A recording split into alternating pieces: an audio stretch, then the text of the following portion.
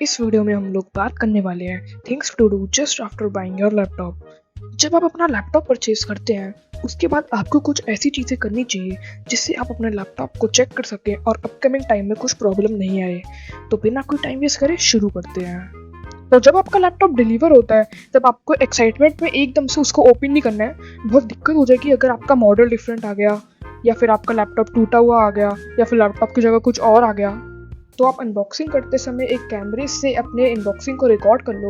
और अगर आप रिकॉर्ड नहीं कर सकते क्योंकि आपके पास ट्राइपॉड नहीं है तो फिर आप अपने फैमिली मेम्बर से बोल सकते हो कि इसको रिकॉर्ड कर लो। लेकिन अभी आपको रिकॉर्डिंग को बंद नहीं करना है, आपको फिर लैपटॉप के कोने को देखना है और सारी बेसिक चीज़ों को देखना है और ये करने के बाद आप अपनी रिकॉर्डिंग को बंद कर सकते हैं। फिर बारी आती है चार्जर की। आपको अपने बैग से चार्जर को निकालना है, फिर प्लग इन करना है और फिर देखना है कि ये चार्जर आपके लैपटॉप को चार्ज कर रहा है या नहीं। इससे आपको चार्जिंग केबल की भी कंफर्मेशन हो जाएगी और चार्जिंग पोर्ट की भी। फिर आपको अपने लैपटॉप को ओपन करना है और वही बेसिक सा सेटअप करना है, first name last name password. और ओपन होने के बाद फिर आता है मेन स्टेप। वैसे तो सारी स्टेप मेन है पर ये थोड़ा मेन है। जो वेरिएंट वाला लैपटॉप आपने मंगवाया है वही लैपटॉप आया है, क्योंकि आपको भी पता है कि अब हर लैपटॉप के 4-5 वेरिएंट आने लगे हैं, बल्कि अब तो और ज़्यादा आने लगे हैं। इंटेल के 4-5 वेरिएंट अलग और राइजन के 4-5 वेरिएंट अलग। तो आपके पास इंटेल या राइजन में से कोई डिफरेंट तो नहीं आ गया है। तो इसकी कंफर्मेशन करने के लिए आपको अपने लैपटॉप में टास्क मैनेजर खोलना होगा। ये खोलने के लिए आपको यहाँ पे राइट क्लिक करना है और टास्क मैनेजर पे क्लिक करना है और ये शुरुआत में कुछ ऐसे दिखाई देता है और यहाँ पे आपको मोर डिटेल्स पे क्लिक करना है और फिर यहाँ पे परफॉर्मेंस टैब पे जाना है। यहाँ पे आपके लैपटॉप की पूरी डिटेल्स होंगी। फॉर एग्जांपल यहाँ पे CPU है, CPU में आपका प्रोसेसर दिखाई देता है। इस वेरिएंट में i5 10 Gen है तो यहाँ पे i5 10 Gen लिखा है। और इसके नीचे मेमोरी मतलब रैम, और इसमें 8 GB रैम है। और इसके नीचे डिस्क 0 है। डिस्क 0 मतलब SSD होता है और डिस्क 1 मतलब हार्ड ड्राइव होता है। इस वेरिएंट में सिर्फ SSD है तो सिर्फ SSD दिखाई दे रही है। आप देख सकते हैं इसकी कैपेसिटी 477 GB है। फिर आपको GPU में आना है। GPU मतलब ग्राफिक कार्ड। आपने कौन से ग्राफिक कार्ड वाला लैपटॉप मंगवाया है, फॉर एग्जाम्पल 1650, 1650 Ti, 1660 Ti। तो ये देखने के लिए आपको अपने GPU 1 पे जाना है और यहाँ पे आपका ग्राफिक कार्ड लिखा होगा। इस वेरिएंट पे GTX 1650 Ti है। और जितने भी मैं ये पॉइंट्स बता रहा हूँ ये सिर्फ गेमिंग लैपटॉप के लिए नहीं है, ये नॉर्मल लैपटॉप के लिए भी है। बस थोड़े बहुत गेमिंग वाले पॉइंट्स हटा दो तो ये सारे इक्वल है। बारी आती है कीबोर्ड बैकलाइट की। गेमिंग लैपटॉप में कीबोर्ड बैकलाइट होता है और जब आप अपना लैपटॉप को ऑन करोगे तो फिर कीबोर्ड बैकलाइट अपने आप ही जल जाएगी। पर कभी ये नहीं जलती है तो आप इसका शॉर्टकट ट्राई करो। अलग अलग लैपटॉप के हिसाब से अलग अलग शॉर्टकट्स होते हैं। लाइक आसूस टफ में फंक्शन की plus up arrow and down arrow की होता है। जब आप इसको प्रेस करते हो तो फिर ये ऑन ऑफ भी होती है और आप इसकी ब्राइटनेस भी कंट्रोल कर सकते हो। और अगर लैपटॉप ओपन होते समय कीबोर्ड बैकलाइट नहीं चलती है तो फिर आप देखो कि ये बटन की मदद से है, या फिर अगर बिल्कुल ही ख़राब है तो आप इसकी रिप्लेसमेंट डाल सकते हैं। अब जितनी भी हाई एंड लैपटॉप्स हैं, अगर मैं गेमिंग लैपटॉप्स की बात करूँ तो सबके अंदर ही ओरिजिनल विंडोज़ आती है। अब ओरिजिनल विंडोज़ चेक करने के लिए अपने लैपटॉप ऑन करो और विंडोज़ का एक्टिवेशन चेक करो। इसके लिए आपको दिस पीसी पे राइट क्लिक करके प्रॉपर्टीज़ पे जाना है और फिर प्रोडक्ट की एंड एक्टिवेशन पे जाना है और एक्टिवेशन स्टेट को क्लिक करना है और यहाँ पे विंडोज़ इज एक्टिवेटेड लिखा होगा। और कभी कभी विंडोज़ अनएक्टिवेट होती है तो जब आप अपने इंटरनेट से कनेक्ट करते हो उसके बाद वो एक्टिवेट हो जाती है। और अगर फिर भी वो एक्टिवेट ना हो तो फिर उसमें लिखा आता है 30 डेज ट्रायल, 60 डेज ट्रायल, ये वो, तो समझ जाना ये पायरेटेड है, रिटर्न डाल दो। और फिर आता है वायरलेस कनेक्शन। वायरलेस कनेक्शन में आता है वाईफाई और ब्लूटूथ। आप अपने लैपटॉप को किसी वाईफाई से कनेक्ट कर लेना और ब्लूटूथ में आपके घर में कोई ब्लूटूथ हेडफोन होगा तो उससे कनेक्ट कर लेना, या फिर आप ब्लूटूथ स्पीकर भी कनेक्ट कर सकते हो। फिर बारी आती है ट्रैक पैड एंड कीबोर्ड की।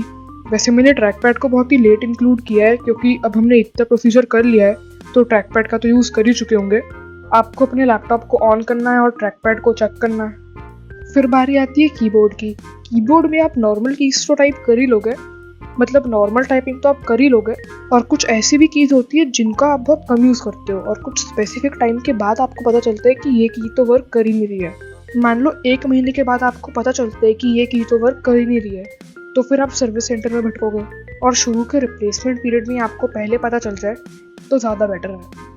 तो उसके लिए आपको क्या करना है, आपको गूगल पे जाना है और टाइप करना है कीबोर्ड टेस्टर और सबसे पहली वाली वेबसाइट पे जाना है और फिर सबसे पहले वाले पे जाना है लॉन्च द टेस्टर पे। और इसको बड़ा कर लेते हैं। और यहाँ पे जो जो कीज़ आप प्रेस करोगे वो वर्किंग है और वो ग्रीन होती जाएंगी, और कुछ कीज़ दी नहीं होती या फिर फंक्शन की से वर्क करती है। तो आपको बेफालतू को रिटर्न नहीं मानना है ये सोच के कि ये कीज़ वर्क नहीं कर रही है। और फिर आप वेबकैम एंड माइक चेक कर सकते हो। अगर आप अपना लैपटॉप कोई भी ऑनलाइन क्लासेस या फिर ऑनलाइन प्रोसीजर के लिए ले रहे हो और आपका वर्क फ्रॉम होम चल रहा है तो फिर वेबकैम एंड माइक बहुत ज़रूरी है। वेबकैम चेक करने के लिए विंडोज़ 11 में एक बहुत ही सिंपल प्रोसीजर है। आपको सिंपली अपना स्टार्ट बटन दबाना है और कैमरा सर्च करना है, और जब आप कैमरे को खोलोगे तो आपको अपनी वीडियो और फोटो तो दिखी जाएगी, इतना तो आप जानते ही हो। और अपना माइक चेक करने के लिए आप स्टार्ट बटन पे वॉइस रिकॉर्डर सर्च कर सकते हो। फिर इसको खोलने के बाद आप यहाँ रिकॉर्ड वाले ऑप्शन पे क्लिक कर सकते हो और फिर आप अपनी वॉइस को रिकॉर्ड कर लोगे और उसको देख लेना कैसी लग रही है। वैसे तो सब लोग लैपटॉप के माइक को बहुत ही कम यूज़ करते हैं, ज़्यादातर हेडफोन के माइक को ही करते हैं, पर लैपटॉप के माइक को भी करना ज़रूरी है। और फिर आपको करना है स्पीकर टेस्ट। देखो, स्पीकर टेस्ट करना भी बहुत ज़रूरी है, और आपको सिंपल गाना चला के पता नहीं चलेगा कि दोनों स्पीकर आपके वर्किंग है या नहीं। तो एक टेस्ट होता है left and right speaker test, तो आपको गूगल पे सिंपली वो लिखना है, और मैंने भी सर्च यहाँ पे कर लिया है। और आप इसको यूट्यूब पे भी सर्च कर सकते हैं क्योंकि ये यूट्यूब की वीडियो है। तो फिर इसमें कोई सा गाना बज रहा है और अपने लेफ्ट और राइट दोनों स्पीकर में एक एक बार आवाज़ आती है, और इसकी आवाज़ इसलिए नहीं आ रही क्योंकि कॉपीराइट ना आ जाए। तो इससे आपको आसानी से पता लग जाएगा कि आपका कौन सा स्पीकर वर्किंग है और कौन सा नहीं है। और फिर आपको चेक करना है CPU और GPU यूसेज। ये आप कोई भी हैवी ग्राफिक गेम चला के चेक कर सकते हो। और फिर आपको MSI आफ्टरबर्नर या NZXT कैम के थ्रू मॉनिटरिंग करना है। देखो, NZXT कैम कर लेना क्योंकि ये बहुत ही बिगनर फ्रेंडली होता है।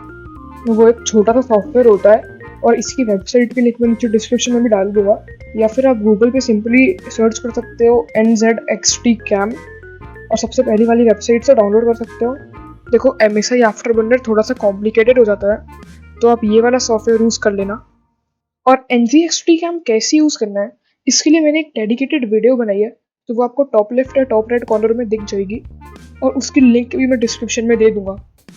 देखो, CPU टेम्परेचर 90 डिग्री से ऊपर नहीं जाना चाहिए।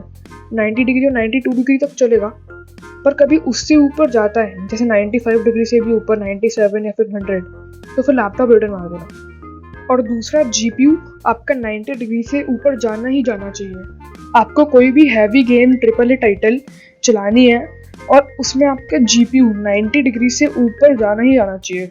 तो इससे आपको पता चल जाएगा कि आपका GPU प्रॉपर्ली यूटिलाइज हो रहा है और आपको अच्छे FPS मिलेंगे। और कभी आपका लैपटॉप में GPU कम यूटिलाइज हो रहा है तो समझ जाना कि आपके लैपटॉप में कुछ खराबी है और आपको प्रॉपर FPS भी नहीं मिलेंगे। तो इस वीडियो में सिर्फ इतना ही।